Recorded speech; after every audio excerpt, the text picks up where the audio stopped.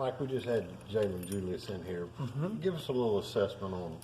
I know he's had a banged up ankle, but he's your top free safety, isn't he? Right. Yeah. J2's doing an excellent job for us. He, did well in the spring when he was coming off his shoulder, and then was having a good early camp. Hurt his ankle a little bit, but the last 3 or 4 days he's really picked right back up.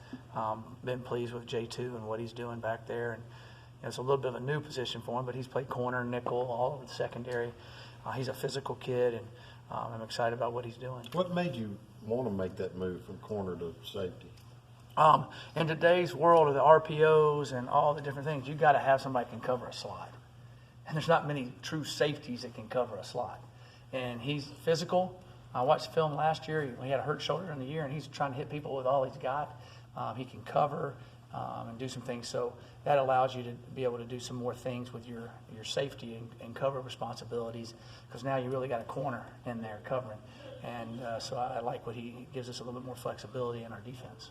Mike, at this point of fall camp and with another scrimmage tomorrow coming up, are you looking for anything tomorrow differently than what you were looking for last weekend? And yes, I am. We've got a few more things in for different down and distances, third and longs, 2 minutes, those type of situations. So I'm looking for us to run those packages, more smoothly.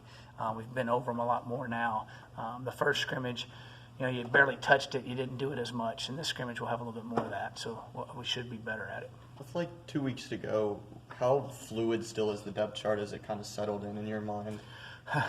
The thing with college football, it seems like it's always fluid with all the different injuries, and then you have the targeting, which we work on extremely hard, but it happens. So guys get kicked out for a half, so you got to have a lot of flexibility.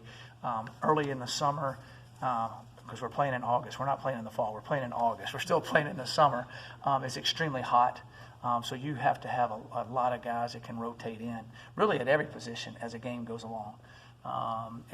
So the depth chart is fluid for a couple of reasons. There's competition at some spots. The other reason is to get guys in there against first and second lines, first and second receivers, and matchups, and let them compete against higher level guys.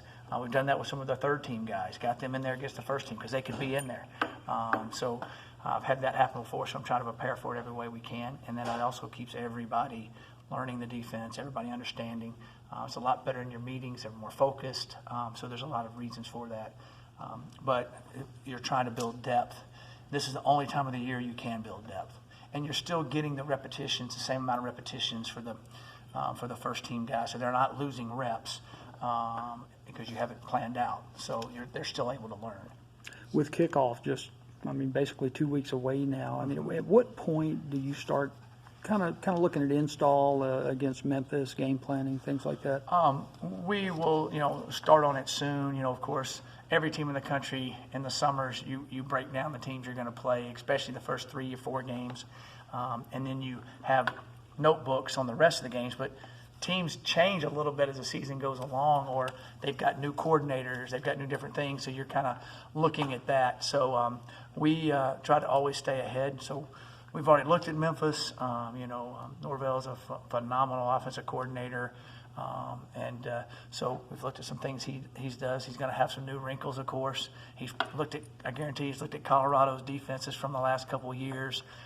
So we've looked at those too and see, hey, what's similar. So we've studied every way we can. As a coach, you're always kind of thinking, what is the other guy thinking? So we're trying to do all that we can. So we will start into Memphis harder as next week starts. Now that you've gotten a couple weeks into it, have you been pleased with what you've seen with Jalen Jones health-wise? It didn't look like he's limited at all. Yeah, Jalen has done really well. He's responded. He's pushed. He's been at practice every single day. He hasn't missed a rep, which I was really excited about, because sometimes when you come back like that, you get sore or your hamstring gets sore. He's been able to be out there every day with no complaints, no issues, so he's been able to get better every day. So I'm excited about what he's shown. And he's got 2 more weeks to keep going. And I think as the season goes along too, I think every game he'll get a little bit better, a little bit better, a little bit better, which is good. That's what happens when you come off ACLs anyway.